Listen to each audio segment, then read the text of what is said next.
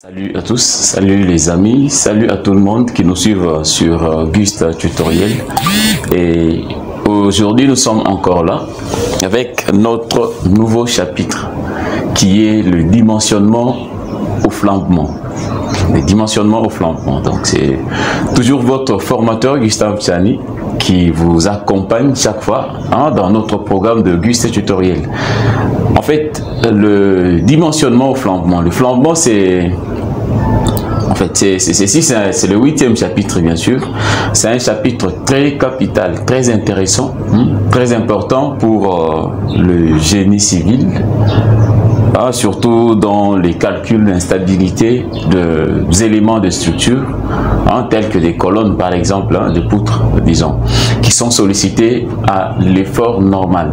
Et nous allons voir comment est-ce que nous pouvons dimensionner des éléments comme ça, qui sont sollicités à la compression, mais seulement qui ne se déforment pas par écrasement, mais seulement par flambement. Nous allons voir comment est-ce que nous allons poser des conditions de sécurité pour que nos pièces qui travaillent au flambement ne puissent pas périr, bien sûr. Donc, que ces pièces soient en fait en sécurité. Alors, nous avons là, nous avons dit, c'est notre 8e chapitre, dimensionnement au flambement. Comment est-ce que nous allons dimensionner au flambement? Le premier point, nous avons la définition. Définition. Alors, pour ceux qui écrivent, on nous dit les flambements.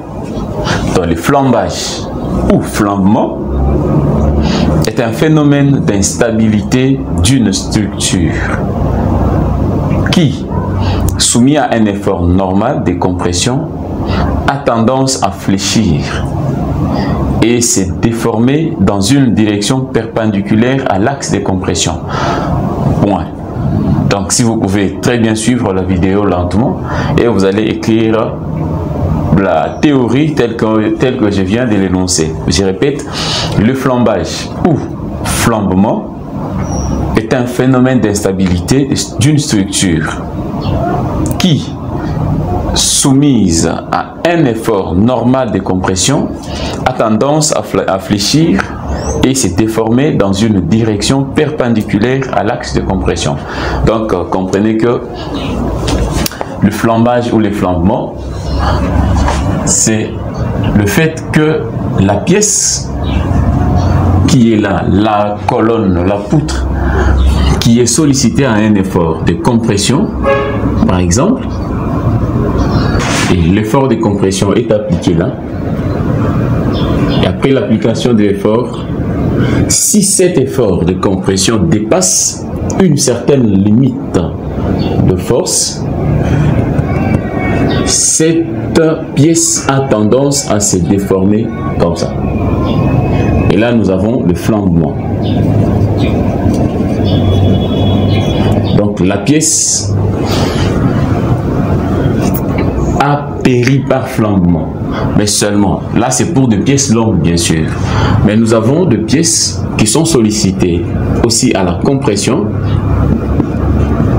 Des pièces plus courtes, nous avons des pièces comme ça, et après avoir appliqué la charge, vous allez voir que la pièce va se déformer par écrasement.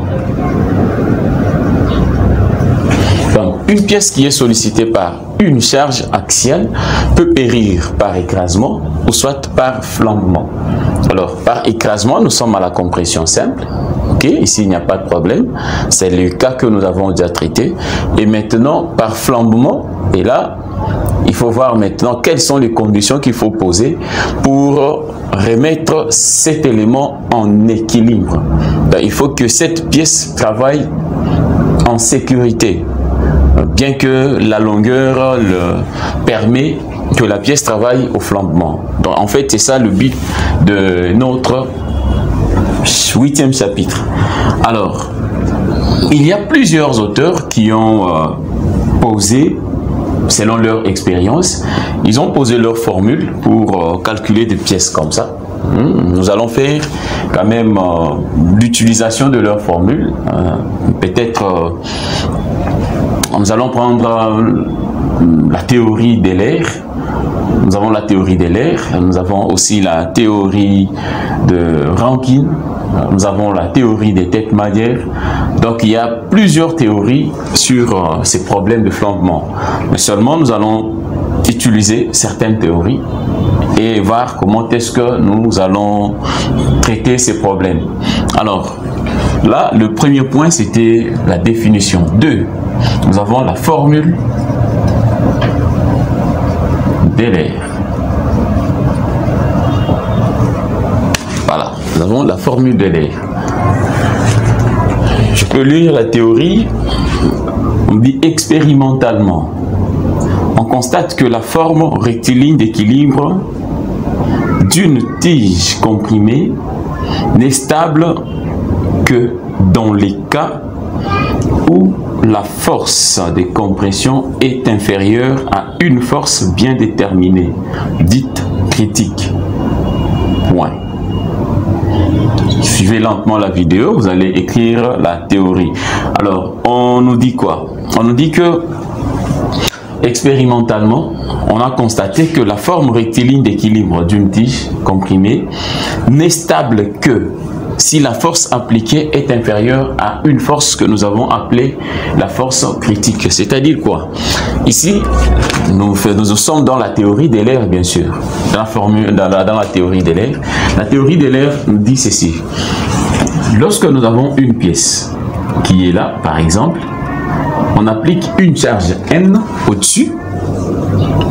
Cette charge, cette pièce va travailler à la compression simple. Il va travailler à la compression si et seulement si la force appliquée N reste inférieure à une certaine force qui sera calculée et qui est appelée la force critique, FC. Cette force critique, bien sûr, dans la formule d'Euler, nous avons la force critique d'Euler. Quelquefois, on peut l'écrire comme ça. Donc, la force critique d'Euler. Donc, lorsque vous appliquez une force inférieure, dans les cas de pièces longues, bien sûr, si vous appliquez une force, je prends un exemple, vous appliquez une force de 200 kN et vous calculez aussi la force d'Euler, la force critique d'Euler, vous trouvez que cette force est égale à 250 kN par exemple. Là, la condition est respectée. Vous allez dire que cette pièce ne périra pas par flambement. La pièce travaille en compression, avec toute sécurité bien sûr.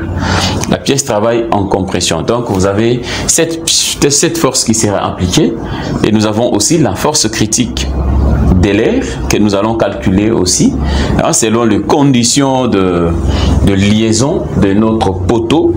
Et vous allez comprendre que cette condition pourrait être respectée pour mettre notre pièce ou élément de structure en sécurité. Alors, nous avons aussi des conditions ou des hypothèses que nous allons prendre pour l'utilisation de la formule d'Euler. Ce n'est pas une formule qui s'utilise dans n'importe quel cas. Non. Donc nous avons des conditions ou des hypothèses que nous allons poser pour des pièces dont la formule d'Euler sera d'application. Quelles sont ces conditions? On nous dit, vous pouvez écrire, l'utilisation de la formule d'Euler prend en compte les considérations suivantes. 2 points. Premièrement, on nous dit, la section de la pièce est constante. Donc, vous allez comprendre que pour utiliser la formule d'Euler, il faut que la section de la pièce soit constante. La section constante, c'est-à-dire si vous avez à la base 20 x 40, une section transversale 20 x 40, à la hauteur, vous devrez avoir aussi 20 x 40. Donc, la section est constante. Là, c'est une condition d'utilisation de la formule d'Euler. Et deuxième point, on vous dit, le poids propre de la barre est négligeable. Donc, dans la formule d'Euler, vous allez négliger le poids propre de la pièce qui est là. Négliger le poids propre de la pièce. 3. Le matériau est homogène. Troisième point, le matériau est homogène. Pour utiliser la formule de l'air, le matériau est homogène. Donc, vous allez considérer que le matériau ici a les mêmes propriétés partout. Le matériau est homogène. Et le dernier point, on nous dit, le raccourcissement de la barre est négligeable vis-à-vis de la déformation due à la flexion. Donc, vous allez voir que on nous dit le raccourcissement de cette barre est négligeable vis-à-vis à la déformation. Vous voyez la pièce telle que nous avons. Voilà, une pièce qui travaille au flambement et qui se déforme de cette manière ici. Je crois que le raccourcissement de la pièce, bien sûr nous sommes à la compression, le raccourcissement de la pièce sera négligeable vis-à-vis de la déformation à la flexion. En fait, le flambement, c'est une flexion latérale. On l'appelle aussi la flexion latérale. Donc, nous avons ces 4 hypothèses-là que nous allons essayer de respecter dans l'utilisation de la formule d'Euler. C'est une formule très importante, très importante, que nous allons démontrer pour l'utilisation, en fait, pour les dimensionnements de pièces qui travaillent au flambement. Alors, nous sommes dans 2 formules d'Euler. Nous allons faire le point 2.1, la recherche de la charge critique. Nous allons essayer de rechercher bien sûr la charge critique pour le type de poteau que nous aurons à utiliser. La recherche de la charge critique. Venez ici, 2.1, recherche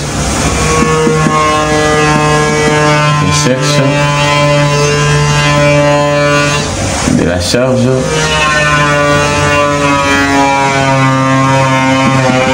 critique.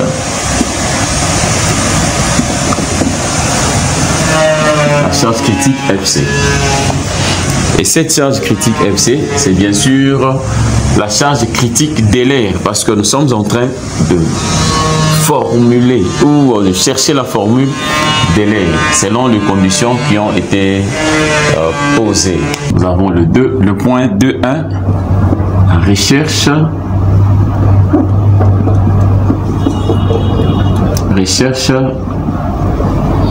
de la charge critique. Charge critique d'Euler. Voilà. Nous allons essayer de rechercher la charge critique d'Euler pour tous les cas que nous aurons à traiter, bien sûr. Alors, mais seulement pour commencer, je dois pouvoir généraliser les cas. Je vais généraliser les cas. Et lorsque je généralise les cas, après, nous allons poser maintenant des conditions aux appuis pour séparer les cas. Parce qu'il y en a plusieurs. Il y a plusieurs. Je répète bien, je vais pouvoir généraliser les cas. Comment je vais généraliser les cas? J'ai la pièce qui est sollicitée à la compression. Cette pièce est là. Et la pièce supporte dans son axe une force de compression P. Lorsque nous disons la compression, c'est-à-dire au-dessus, nous avons la charge P. Et là, en bas, nous avons aussi la charge P. Pour qu'il ait compression, bien sûr, je crois que vous comprenez très bien la condition pour que la pièce soit sollicitée à la compression. Et en dehors de ça, vous savez très bien que l'encastrement dégage 3 degrés de liberté. Nous avons la force verticale, bien sûr. Nous avons aussi la force horizontale, H. Nous avons aussi la force horizontale qui est ici, H. Et aussi, nous avons les moments. Nous avons les moments M. Les M ici, je suppose que ici, nous avons le point O. Là, nous avons le point 1, par exemple. Le point 0 et le point 1. Donc, ici, nous aurons les moments 0. Et là, nous aurons les moments 1. Donc, les 2 moments doivent partir dans les sens contraires, bien sûr. Alors, et cela va dépendre aussi de la charge appliquée. Mais si vous regardez, la charge appliquée n'est que la force P. Alors, comme la charge appliquée est la force P, dans la direction horizontale, il n'y a pas une charge, sauf le liaison aux appuis ici. Cela signifie que la charge horizontale en 0 au point 0 doit être égale à la charge horizontale au point 1. Donc, je prends 0 ici et je prends 1 là-bas. Ça sera la même chose. Je crois ici aussi, la charge P doit être aussi égale, sans problème, pour que la pièce travaille à la compression. Mais seulement, il y aura variation pour le moment. Vous allez voir comment est-ce que nous allons faire varier ça. Alors, en dehors de ça, après l'application de la force de compression, si cette pièce est longue, bien sûr, comme selon la théorie de l'air que nous allons annoncer, cette pièce doit se déformer par flambement. La pièce se déforme par flambement. Alors, le déplacement de ces points vers là nous donne un déplacement que nous appelons Y dans le sens horizontal.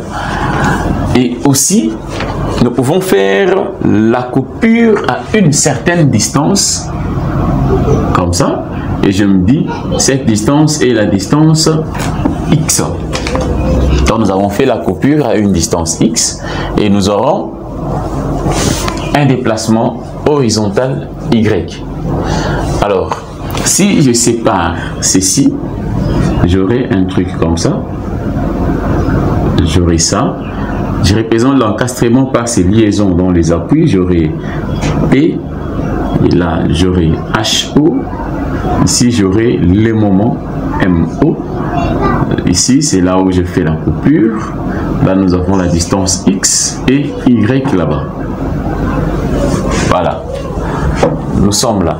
Alors, comment est-ce que nous allons évoluer pour trouver, du fait que j'ai le moment M0 ici, au point de coupure pour mettre cet élément en équilibre, bien sûr, j'aurai un moment MX qui va mettre ces moments en équilibre.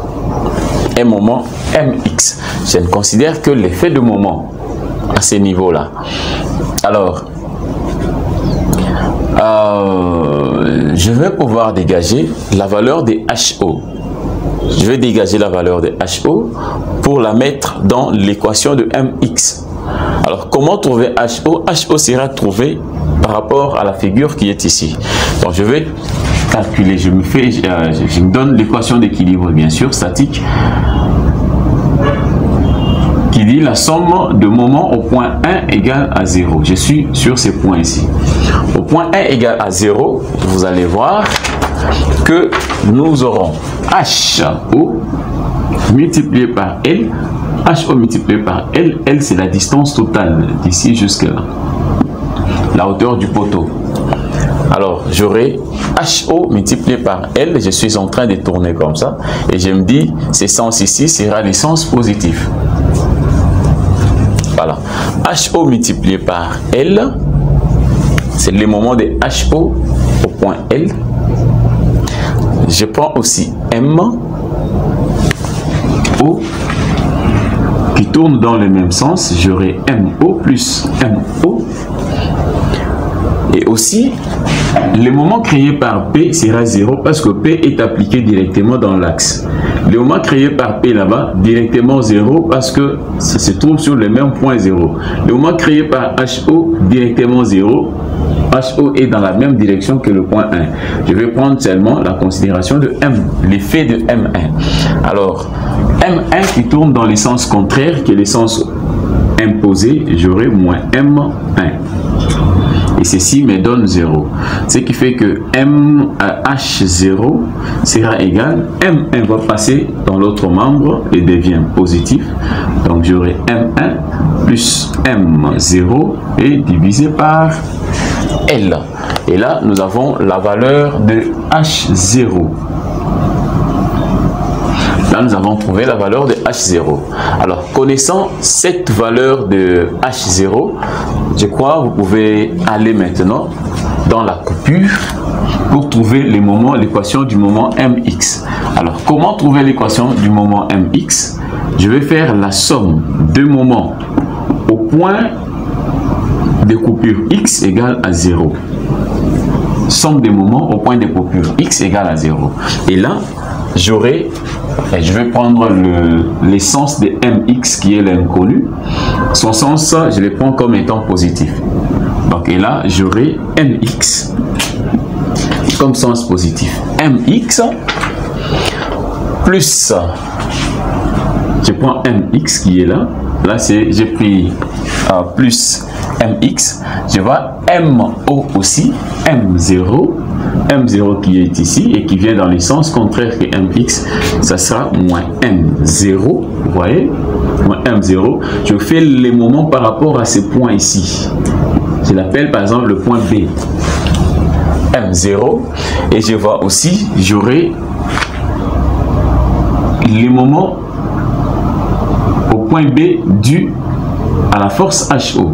HO va tourner aussi dans le sens contraire que MO, quand il y a le sens positif que nous avons pris ici pour cette coupure. Donc ça sera moins HO. Moins HO multiplié par X. HO multiplié par X. Alors, nous avons aussi P. Nous avons aussi P ici. Le P qui va multiplier aussi Y parce que nous faisons le moment par rapport à ce point B. P multiplié par Y, par le déplacement. Le P va tourner dans le sens positif, dans le même sens que MY. Et j'aurai plus P multiplié par Y. Et je crois que le moment est terminé. Parce que là, je pouvais mettre aussi l'effort horizontal et l'effort vertical. Hein, là, ça sera par rapport au point de coupure, au point de déplacement. Donc, s'il faut le faire, on doit le faire sur ces points ici. Vous allez voir que les moments dus à cette charge verticale doit être 0. Les moments dus à la charge aussi horizontale devraient être égal à 0, comme on fait l'étude de MN et T, hein, sur ces points ici. C'est pourquoi vous allez comprendre que nous avons pris la considération seulement des moments. Seulement des moments. Alors, donc l'effort tranchant est nul sur ces points ici. L'effet de l'effort tranchant sur ces points ici est nul. Le fait des moments fléchis de l'effort normal est aussi nul sur ces points ici. Les moments par rapport à ces points, ça sera aussi nul.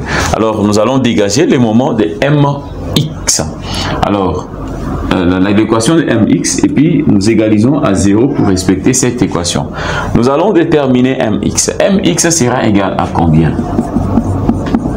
Mx sera égal, le py passe là et devient négatif. Alors j'aurai moins py plus les moins hox passe là et devient positif. HO multiplié par X. Le MO passe de l'autre côté et devient positif. Plus MO. Et c'est ça en fait la valeur de MX.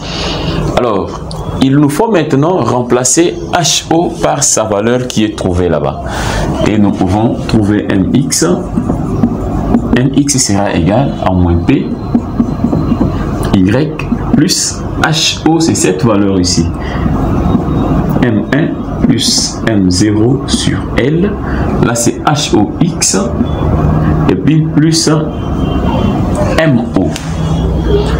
Plus MO. Je suis en train de voir. OK. Plus MO. Alors, cette... ici, sur la valeur de HO, regardez sur la valeur de HO, M1 est parti là-bas et devient positif. Et M1 devient positif lorsqu'on l'envoie dans l'autre membre. M0 devient négatif lorsqu'on l'envoie dans l'autre membre. Ici, nous avons moins plus et là, on aura moins. Donc, ça devrait être moins HO. HO et ceci va se répéter là-bas. C'est comme ça. Et là, nous avons la valeur de MX. Là, nous avons trouvé MX. Alors, après avoir trouvé MX, nous avons l'équation de la déformée que nous allons utiliser. Comment est l'équation de la déformée? L'équation de la déformée n'est rien d'autre que M et I Y seconde égale à mx. Là, c'est l'équation de la ligne élastique. C'est l'équation de la ligne élastique. Alors, comment est-ce que nous allons faire? Et y seconde égale à mx. Je dis bien, c'est l'équation